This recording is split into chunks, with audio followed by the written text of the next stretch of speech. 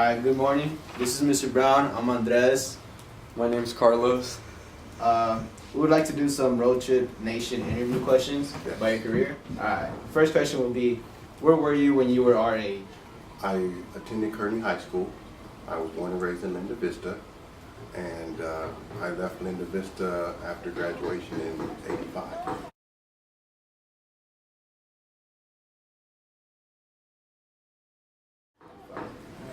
How did you get from there to where you are today? Well, after school, I worked a lot of odd jobs, restaurants, construction, and I was just trying to find something I can do to make some money. Being from such a large family and the youngest of 7, my brothers and sisters are a lot older than me. And so there was no pressure for me to really go out and achieve anything. I just figured, what am I going to do? I'm 18, 19 years old, trying to figure out, okay, now what? And so I've always had the aspiration for a career in law enforcement.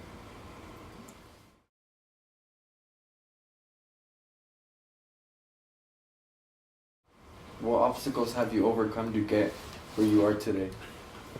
That's a loaded question because, you really don't want to, I don't want to really put on the young people, but there is a lot of racial discrimination in all over. And I have faced it, I even face it now, today, as we sit here. You just have to believe in yourself and be positive and understand what you want to do.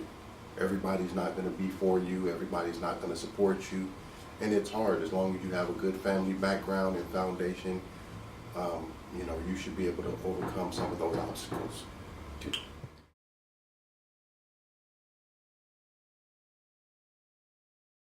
Can you describe your typical day in the life of your job? I've been with San Diego Unified School District for 13 years. This is my 13th year. And my job here is the campus, the correct title is Campus Security Assistant.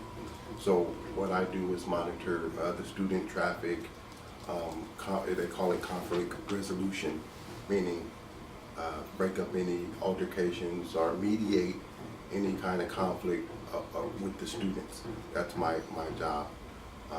Here at this school, I haven't found that to be a problem, but some of the traditional bigger schools that I were at, there were conflicts every day, and you just never know when it's going to happen. And I always have to be on alert and handle it, the best way I can. Not really hands-on.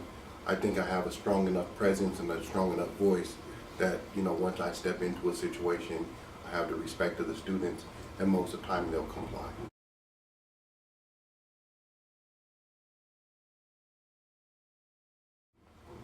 Were you ever lost in what you wanted to do? Yeah, honestly, there was a period of time where I was, applying with the police department, and I was applying with several different agencies, and I was really put off when I spent all that time in backgrounds with San Diego Police Department and didn't get hired. And they were telling me, well, to come back in a year, where they had a hiring freeze. I had completed all the steps, pre-academy. And I was like, hey, I was already like 30 years old. I'm like, you want me to come back in a year?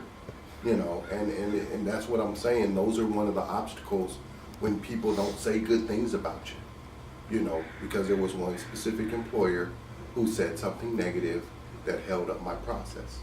And, I was like, well, if you're going to take the word of one person out of all the stuff I filled out, all the information I've compiled, I was born and raised here in San Diego.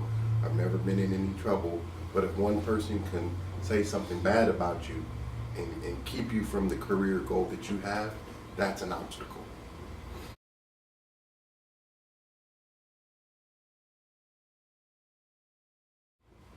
If someone wants to be you, do you suggest that they follow your footsteps?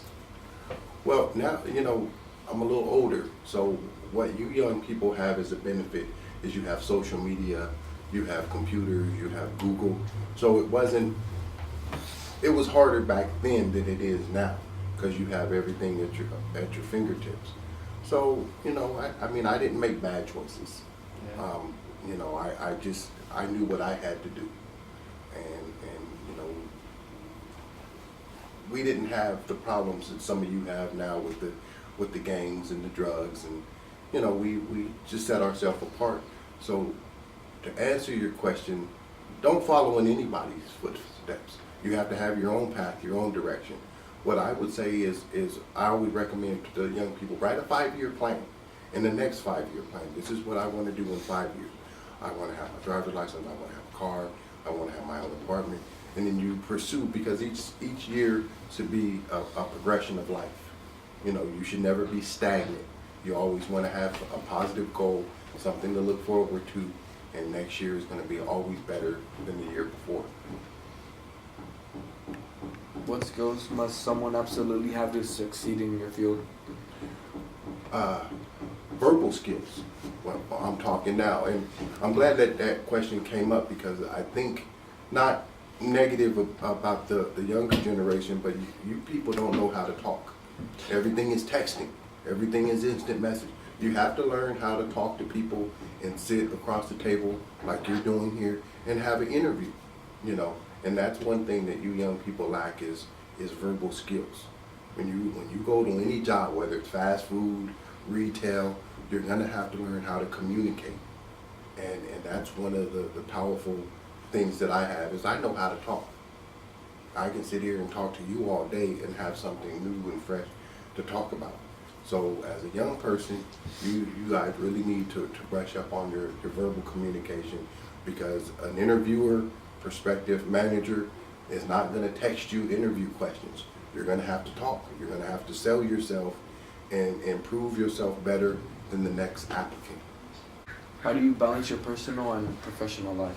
I make sure that they never mesh, and I never share it, and that's one thing that some of you young people don't, everything is the same. Well, when I leave, when I'm here at 7 o'clock and I go home at 3:30, what I do after 3:30 has nothing to do with school or work, and I make sure that they don't conflict. It's always a balance, but I know when to turn off and I know when to turn on. And it's not that anything is going on at home, but it's like, well, you don't need to know that. And that's the way life should be.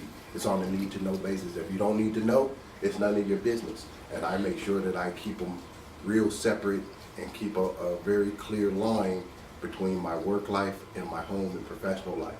People always want to know, well, who's your wife? Where do you live? I know it has nothing to do with what's going on at Twain Continuation School. Where I live and what I drive or the clothes I have, we're here for business. And I make sure that those lines never cross, and I think a lot of people can learn that. It's like you don't mesh them. When did you realize this is what you wanted to do? Well, I think back in 2000 when I was applying for the police departments, I really wanted a career in law enforcement. And I worked corporate security, where we handled bank accounts and frauds and investigation. That was kind of boring. I fell into the school district. I worked that job for a couple of years. My son was a little older, and I just needed a job where I can be home in the evening and make sure he was handling his business. There was always opportunity for me to go back into probations or corrections, but I was just like, no, I'm cool right now. I'm cool. Everything is fine. Everything, even if we write a plan, it doesn't necessarily mean everything's going to work out. You will have obstacles, you will have setbacks, you will have issues at home, and you just have to make sure you have a strong support system. If so, how did you shut out the noise, all the negative stuff people would tell you? I get negative all the time. I get negative all the time. And you just have to see it coming. You have to know who's not for you. And this is part of the other side of what I do, because everybody is not going to be supportive. You have to know that there's going to be what you young people call haters. People are not going to be positive. People are not going to support you. People will love to see you fail. And that's just part of life. Even at my age, people want to see you fail and not progress. And sometimes you see them coming and you go a different direction. If you had one piece of advice to give young people getting ready to jump into the real world, what would it be? Stay on your game. Stay on your game. If you apply for it, look, when we apply for jobs, nobody is busting us over the head and dragging us to a job. You apply for the job, so you do your best effort to be on time, do what you're supposed to do, and get your check. Just stay on your game and keep all the negative and nonsense out of your workplace.